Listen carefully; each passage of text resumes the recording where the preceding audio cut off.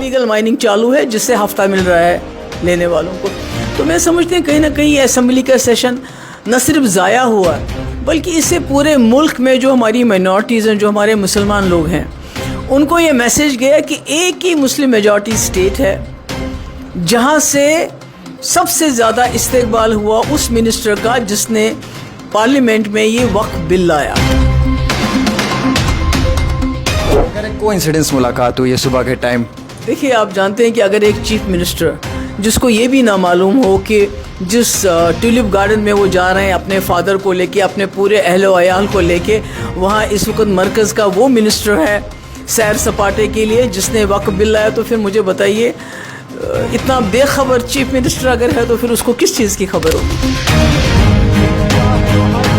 किताब तो दुल्हत साहब की है जिसमें बाज़ाब्ता ये लिखा गया है कि फ़ारूक साहब ने ये गिला किया कि दिल्ली वालों ने मुझे एतमाद में क्यों नहीं लिया। अगर 370 हटाने के लिए मुझे एतमाद में लिया होता तो इतनी फ़ौज लगाने की ज़रूरत नहीं थी, इतनी सख्ती करने की ज़रूरत नहीं पड़ती, बल्कि मैं असेंबली के ज़रिए इसको पास करवा देता। अंडरस्टैंडिंग मतलब देखिए दुल्हत साहब तो कोई ऐसे शख्स नहीं है कि जिसको फ़ारूक साहब जानते नहीं हैं। 40-50 साल की इनकी दोस्ती और फैमिली टर्म्स है, और दुल्हत साहब हमेशा फ़ारूक साहब के हक़ में लिखते हैं और फ़ारूक साहब की वकालत करते हैं। दिल्ली के ऐवानों में फ़ारूक साहब की वकालत करते हैं कि इससे बड़ा हिंदुस्तानी कोई नहीं है। तो आज भी दुल्हत साहब ने ये बात, ये राज इसलिए खोला, उनका मकसद है कि बीजेपी वाले फ़ारूक साहब के बारे में नेक ज़न रखें। कहने लगे कि दुल्हत साहब अपनी किताबें बेचने के लिए ये सब करते रहते हैं, उनकी आदत है। महबूबा जी के जो वालिद मोहतरम है उन पे भी किताब लिखी थी, तो फिर महबूबा जी को उस किताब के बारे में भी तो पता हो। वो तो मुफ्ती साहब पे तो कोई उन्होंने बायोग्राफी नहीं लिखी, ये तो फ़ारूक साहब की जो किताब लिखी गई है तो फ़ारूक साहब के साथ उनकी मर्ज़ी से लिखी गई है। बेशक मुफ्ती साहब को उन्होंने अटैक किया है, मुफ्ती साहब के ऊपर ज़ाती हमले किए हैं, बहुत कुछ बोला, पर वो बड़ी छोटी बातें हैं इस मुकाबले में कि एक जमात जो 370 के बारे में उसको इतनी बढ़ चढ़ के बातें करती है, बार बार पीडीपी पे इल्ज़ाम लगाती है कि आपने उस जमात के साथ हाथ मिलाया जिसने 370 को ख़त्म किया। ख़ुद वो जमात ये कहे कि उसका सरबराह ये कहे कि मैं 370 हटाने में दिल्ली की मदद के लिए तैयार था, पर मुझे एतमाद में नहीं लिया गया। उसके मुकाबले में तो पीडीपी ने बीजेपी से लिख के लिया कि 370 को हाथ नहीं लगाएंगे, और जब तक 3 साल तक हमारी सरकार रही बीजेपी 370 को हाथ नहीं लगा सकती। रेजोल्यूशन पे डिस्कशन करने से कौन सी तकलीफ थी इनको? इतना ज़्यादा हंगामा और हाउस को नहीं चलने देना और अपने ही स्पीकर के सामने शोर मचाना, इसका क्या मकसद था? जैसे कुठवा में जो हादसा हुआ मखनदीन का, उसकी जो रिपोर्ट आई वो भी तसल्ली बख्श नहीं है, और वहाँ बहुत ज़्यादा पकड़ दकड़ का माहौल है। वहाँ कोई 50-60 लोग ऐसे ही बंद किए हुए हैं जिनके ख़िलाफ़ कुछ ज़्यादा नहीं है। तो मैं उम्मीद करती हूँ कि सरकार इसमें नोटिस लेके देखेगी कि ये सिलसिला बंद हो जाए। डेली वेजेस की रेगुलराइजेशन को लेके, लैंड राइट्स को लेके, जो गरीब लोग जो रहते हैं छोटी छोटी सरकारी ज़मीनों पे, जिनके घर हैं या मदरसे हैं या स्कूल हैं, तो उनको उनका हक़ दिया जाए, उसके बारे में डिस्कशन नहीं। उसको गवर्नर साहब ने तो क्लियर कर दिया, पर इन्होंने उसको इंट्रोड्यूस ही नहीं किया। हमारे साथ एक्सक्लूसिव बातचीत करने के लिए पीडीपी की सदर मैडम महबूबा मुफ्ती जी हैं। बहुत बहुत शुक्रिया मैम, आपने अपने कीमती समय में वक्त दिया। मैम, हम पिछले 2-3 महीनों से देख रहे हैं कि ट्राइबल्स के साथ बड़ी ज़्यादती हो रही है, पकड़ दकड़ के मामले पेश आ रहे हैं। मखनदीन का मामला हो या देवसर का मामला हो, इन मामलों में जुडिशल प्रोब की डिमांड की थी, लेकिन अभी तक कोई भी जुडिशल प्रोब नहीं हुई है। आप कैसे देखते हैं इन हालात और वक़ात को सरकार बनने के बाद? देखिए, सरकार बनने के बाद तो उम्मीद ये थी कि जो पहले हो रहा है वो नहीं होगा, एक पूछताछ होगी, एक अकाउंटेबिलिटी होगी। ख़ासकर जो ट्राइबल तबका है, ये पिछड़े हुए लोग हैं, इनकी ख़ास सुनवाई भी नहीं होती है। ये दूर दराज इलाकों में रहते हैं और वहाँ इनकी ख़बर अखबारों में नहीं छपती। तो जैसे आपने ख़ुद मखनदीन का जिक्र किया, उसके बाद यहाँ राजौरी बदाल में भी आपने देखा कि तो कोई 17 लोग जो हैं मालूम नहीं अभी तक कि वो पॉइजनिंग से मरे, क्या हुआ, कैसे हुआ, कोई पूछताछ नहीं है। इसी तरह दिवसर में का वाक़या हो गया। तो اور ابھی مال مویشی لے کے جائیں گے بیچارے کشمیر تو پھر ان کے لیے مصیبت، پھر کبھی ڈی سی پرمیشن نہیں دیتا، کبھی راستے میں پکڑتے ہیں، اور کوئی بیچارہ اپنی گائے بھینس لے کے جا رہا ہے تو راستے میں کچھ مسکرینٹس ہوتے ہیں. جیسے حال ہی میں ایک یہاں ڈوڈا ڈسٹرکٹ میں کہیں میں نے دیکھا تھا، میرے پاس ایک ویڈیو آیا تھا تو وہ میں نے ٹویٹ بھی کیا تھا. تو اس قسم کی مشکلات ان کو ہے. تو امید تو یہ ہوتی تھی کہ آپ کا ممبر پارلیمنٹ بھی ٹرائبل ہے، آپ کا منسٹر بھی ٹرائبل ہے، تو یہ چیزیں کہیں نہ کہیں اس پہ روک لگ جائے گی، پر انفارچونیٹلی روک نہیں لگی بلکہ زیادہ ہو رہا ہے.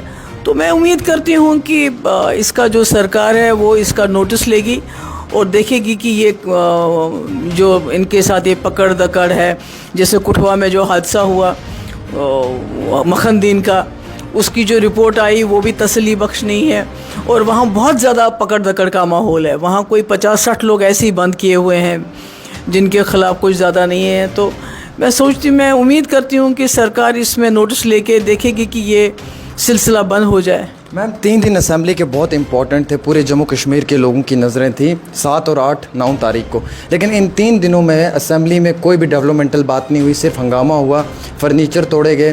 اس کے ساتھ ساتھ جو ہے وہ اسپیکر صاحب نے وقف بل کے اوپر ڈسکشن کرنے نہیں دی. لینڈ بل تھی ریگولرائزیشن کے لیے جو وحید الرحمان جی نے لائی تھی، اس کے ساتھ ساتھ ڈیلی ویجر کی بل تھی. تو یہ امپورٹنٹ میجر ایشوز تھے جن پہ ڈسکشن ہونا امپورٹنٹ تھا، لیکن اس کے باوجود ہم نے ریسل مینیا دیکھا اور ایک ریسلنگ کی سچویشن وہاں پہ دیکھی. تو آپ کیا محسوس کرتے ہیں کہ کیا جموں کشمیر کی قانون ساز اسمبلی سے اب یہ دیکھنے کو ملے گا ہمیں؟ دیکھیے، یہ تو ہاؤس کو چلانا اس کی سب سے بڑی ذمہ داری جو ہوتی ہے وہ سرکار پہ ہوتی ہے، ٹریجری بینچز پہ ہوتی ہے، خاص کر جب آپ کے 50 ممبر ہو، بروٹ میجورٹی ہو آپ کے ساتھ. تو مجھے سمجھ نہیں آتا ہے کہ وقف ریزولوشن پہ ڈسکشن کرنے سے کون سی تکلیف تھی ان کو، اتنا زیادہ ہنگامہ اور ہاؤس کو نہیں چلنے دینا اور اپنی اسپیکر کے سامنے شور مچانا، اس کا کیا مقصد تھا؟ تو شاید مقصد یہ تھا کہ ایک وقف بل کو جو دلی سے منسٹر صاحب آئے تھے ان کو ناراض نہیں کرنا، ان کا استقبال کرنے میں کوئی خلل نہ پڑ جائے. تو ایک وہ مقصد تھا. دوسرا جو بڑے امپورٹنٹ بل جس کا آپ نے ذکر کیا، جیسے وحید نے بل لایا تھا ڈیلی ویجرز کی ریگولرائزیشن کو لے کے، لینڈ رائٹس کو لے کے، جو غریب لوگ جو رہتے ہیں چھوٹی چھوٹی سرکاری زمینوں پہ، جن کے گھر ہیں یا مدرسے ہیں یا اسکول ہیں، تو ان کو ان کا حق دیا جائے، اس کے بارے میں ڈسکشن نہیں. اس کو گورنر صاحب نے تو کلیئر کر دیا پر انہوں نے اس کو انٹروڈیوس ہی نہیں کیا. تو کہیں نہ کہیں مجھے لگتا ہے کہ سرکار جو ہے اصلی مدعوں سے دھیان بھٹکانے کے لیے، اور کچھ جو ابھی ایک ریزولوشن، 1-2 ریزولوشن بھی بہت اہم تھے. ایک تو یہ تھا کہ جو بجلی کے فیس بہت زیادہ ہے، اس کو ایک بار معافی دیے جائے جو غریب لوگ ہیں، اس کے بارے میں تھی. اور بھی ریزولوشن تھا شراب کی بل پہ پابندی ہونی چاہیے، سب سے امپورٹنٹ. لیکن اتنے سارے بل جو گورنر صاحب نے کلیئر کیے تھے. اسی طرح یہ جو انلیگل مائننگ ہے اس کے اوپر ریزولوشن آیا تھا، اس کو بین کرنا چاہیے. اس کو بین کیے بجائے کیا کیا سرکار نے؟ جو لیگل لوگوں کے پاس، جن کے پاس آرڈر ہیں مائننگ کے، ان کے اوپر ان کو بند کر دیا، اور انلیگل مائننگ چالو ہے جس سے ہفتہ مل رہا ہے لینے والوں کو. تو میں سمجھتے ہیں کہیں نہ کہیں اسمبلی کا سیشن نہ صرف ضائع ہوا بلکہ اس سے پورے ملک میں جو ہماری مائنورٹیز ہیں، جو ہمارے مسلمان لوگ ہیں، ان کو یہ میسیج گیا کہ ایک ہی مسلم میجورٹی اسٹیٹ ہے جہاں سے سب سے زیادہ استقبال ہوا اس منسٹر کا جس نے پارلیمنٹ میں یہ وقف بل لایا. وہ کہہ رہے کو انسیڈنس ملاقات ہوئی ہے صبح کے ٹائم.